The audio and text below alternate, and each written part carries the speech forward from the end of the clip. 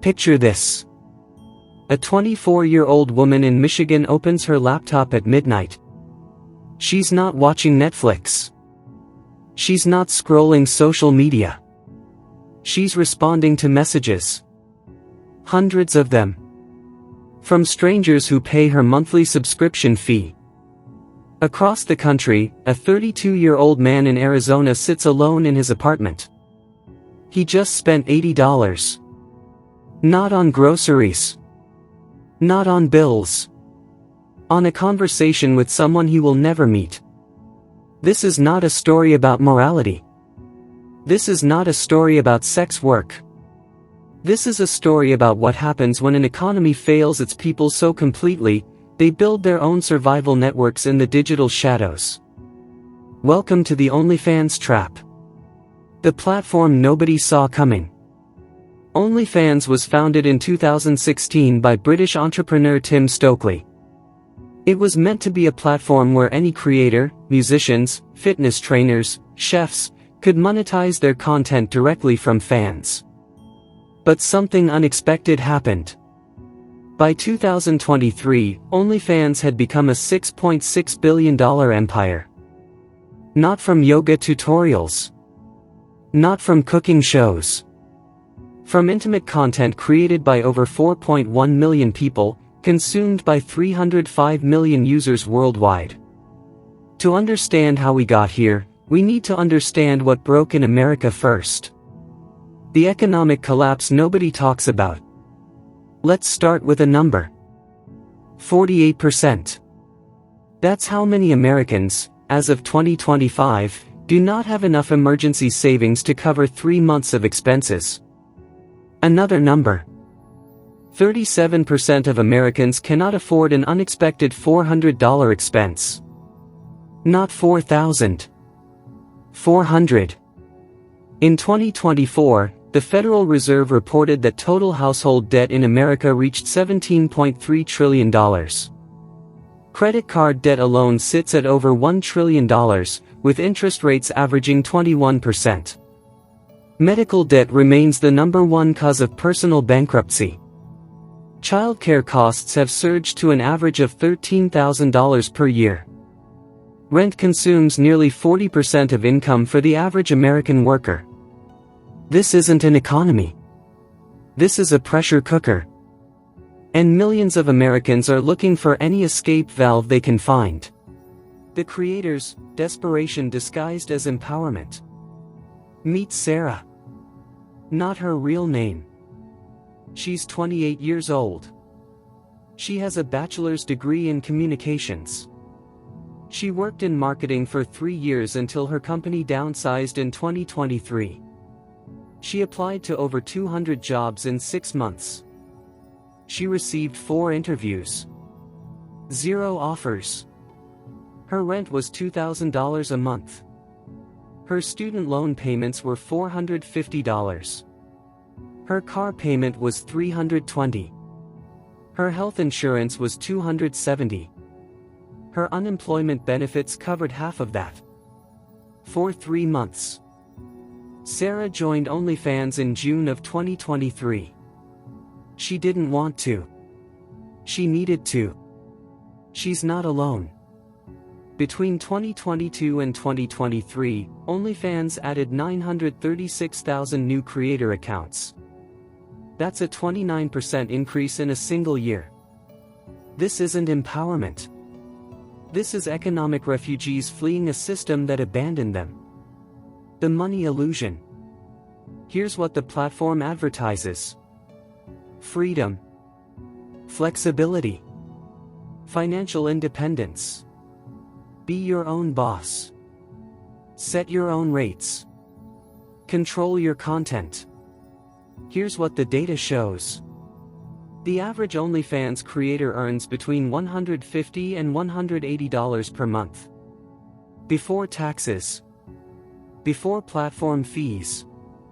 Before equipment costs. Before the emotional labor. That's less than $2,000 a year. Below the federal poverty line. The top 1% of creators earn 33% of all revenue on the platform. The top 10% earn 73%. Only 300 creators, out of 4.1 million, make over $1 million annually. This is not a marketplace. This is a digital pyramid scheme where the platform always wins. OnlyFans earned $658 million in profit in 2023. A 25% increase from the year before. The company paid $472 million in dividends to shareholders, while the average creator earned less than minimum wage. The cost of visibility. Let's talk about what nobody mentions. The permanence of digital exposure. A 2024 Columbia University study followed 100 former OnlyFans creators who attempted to re-enter traditional employment. 78% reported being denied jobs after employers discovered their OnlyFans history. 62% reported losing personal relationships. 41% reported being denied housing. One creator, Emma, spent 6 months on the platform in early 2023. She made $4,000 total. She's been applying for teaching positions for 18 months. Every interview goes well until the background check.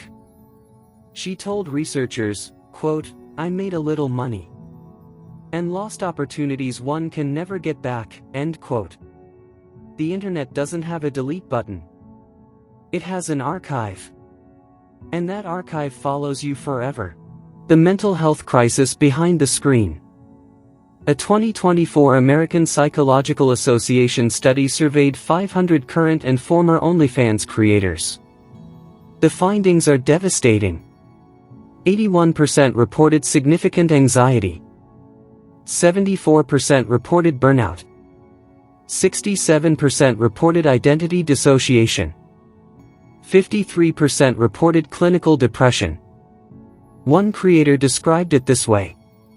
Quote, "It felt like I wasn't a person anymore. Just a product.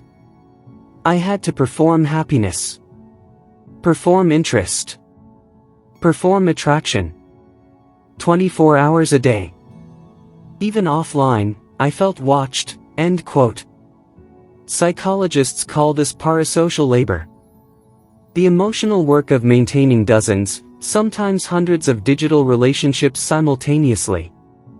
Relationships built on transaction, not connection. Dr. Patricia Chen, a clinical psychologist specializing in digital labor, explains. Quote, "These creators are providing emotional intimacy on demand. The human brain isn't wired for that. We're seeing rates of dissociation and depersonalization similar to combat veterans," end quote. The other side, male loneliness and digital dependency. But creators are only half the story. The other half is unfolding in living rooms and apartments across America. Young men, increasingly isolated, are turning to paid digital intimacy not for content, but for connection. A 2024 Gallup poll found that 25% of American men aged 15 to 34 report feeling lonely every single day. That's 7 percentage points higher than the national average. And significantly higher than young men in any other Western nation. A 2021 study found that 15% of American men have no close friends. That's up from 3% in 1990. In 2024, 30% of American adults reported feeling lonely at least once a week. For young men, that number jumps to 44%. These men aren't buying content. They're buying acknowledgement. Validation. The feeling that someone, somewhere, knows they exist. The loneliness economy. Meet David. He's 33 years old. He works remotely as a software developer. He makes $85,000 a year. He has never been in a relationship that lasted longer than 6 months. He subscribes to 4 OnlyFans creators. He spends approximately $300 per month. Not on photos. On messages. He told researchers, quote, "I'm not paying for the content. Anyone can find that for free. I'm paying because when I message them, they respond. They ask about my day. They remember details about my life. It feels like someone cares." End quote. Economists now classify platforms like OnlyFans as high-velocity monetization systems, designed to maximize spending through carefully engineered psychological triggers. And it works. A 2023 Bankrate study found that millions of Americans are spending on subscription-based digital intimacy even while carrying credit card debt, falling behind on rent, or delaying medical care. The cycle is devastating. Emotional need leads to digital spending. Digital spending leads to financial stress. Financial stress leads to more isolation. More isolation leads to more spending. The addiction nobody calls addiction. For creators, it becomes financial addiction. The moment you stop producing content, your income disappears. So you produce more. And more. And more. Until the boundary between person and product dissolves completely. For users, it becomes emotional addiction. The moment you stop paying, the attention disappears. So you pay more. And more. And more. Until your financial stability crumbles. Dr. Mark Williamson, an economist specializing in digital platforms, explains. Quote, "OnlyFans has perfected something dangerous. They've created mutual dependency between two vulnerable groups, and positioned themselves as the only intermediary. Both sides need each other. And the platform profits from both." End quote. The social fracture. Beyond individual stories, researchers are now documenting ripple effects across society. A 2024 study published in the Journal of Social Psychology connected the rise of transactional intimacy platforms to 5 disturbing trends. Rising relationship dissolution rates. Increasing emotional dependency on digital interaction. Financial instability among young adults. Distorted expectations of real-world intimacy. And accelerating social isolation. Dr. Jennifer Martinez, a sociologist at Stanford University, argues. Quote, "OnlyFans isn't creating these problems. It's revealing them. It's showing us that millions of Americans are so financially desperate and emotionally starved that they're willing to commodify or purchase the most intimate parts of human experience." End quote. The human stories. Let me tell you about 3 people. Marcus is 29. He subscribed to OnlyFans creators for 14 months. He spent over $6,000. He told us, quote, "I wasn't addicted to the content. I was addicted to the conversation. To feeling like I mattered to someone." End quote. Today, Marcus is in therapy. He's rebuilding his savings. He deleted all his subscriptions. He says the hardest part wasn't quitting. It was admitting why he started. Then there's Jessica. She joined OnlyFans at 26. She needed to pay off medical debt from a car accident. She made $11,000 in 8 months. Then her family found out. Her parents stopped speaking to her. Her sister uninvited her from her wedding. She left the platform. The debt is still there. So is the family fracture. And there's Daniel. He's 35. Still subscribed. Still spending. He knows it's unhealthy. He knows it's expensive. But he says, quote, "This is the only place where I don't feel invisible." End quote. These aren't stories of fame or fortune. These are stories of people trying to survive in a system that gave them no better options. What this reveals about America. This crisis isn't about one platform. It's about a nation where millions feel economically cornered and emotionally abandoned. When rent consumes half your income. When medical debt destroys your savings. When loneliness becomes your constant companion. When traditional jobs don't pay enough to survive. People will create alternative economies. Even if those economies cost them their privacy, their mental health, their relationships, their future. The real crisis isn't who joins OnlyFans. The real crisis is why they feel they have no choice. The systems that failed. Let's be clear about what created this moment. An economy where wages haven't kept pace with cost of living for 40 years. A healthcare system where illness means bankruptcy. A housing market where rent consumes 40% of income. A gig economy that destroyed job security.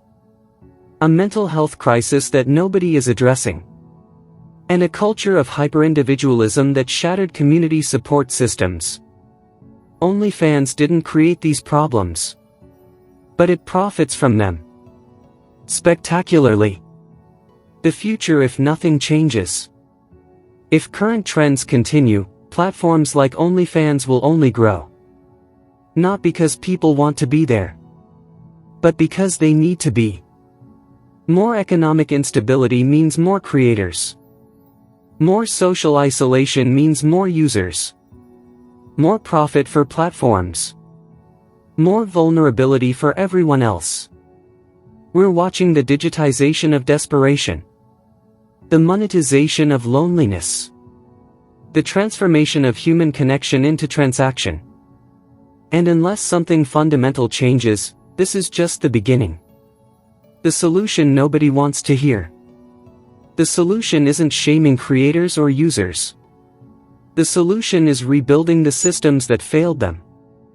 Economic stability. Living wages. Affordable housing. Accessible healthcare. Mental health services. Community spaces. Support networks. The basic infrastructure of human dignity. Until we address the root causes, millions will continue turning to digital survival industries. And millions more will fall into emotional and financial dependence. Closing. The OnlyFans trap isn't a moral issue. It's an economic issue. A loneliness issue. A mental health issue. A systems failure issue. It's the story of what happens when a society tells its people to figure it out themselves, and then judges them for the methods they choose. Sarah, the creator from Michigan, told us something at the end of our interview. Quote, "People think I chose this. I didn't choose this. I chose between this and eviction. Between this and hunger. Between this and giving up entirely. That's not a choice. That's survival," end quote. No American should have to choose between survival and their dignity. No American should have to monetize their loneliness or their body just to keep the lights on. But until we rebuild the economic and social infrastructure that makes genuine human flourishing possible, platforms like OnlyFans will continue to grow. Not because they're good, but because for millions of Americans, they're the only option left. The question isn't whether we approve. The question is whether we're willing to build a society where people don't have to make these choices at all.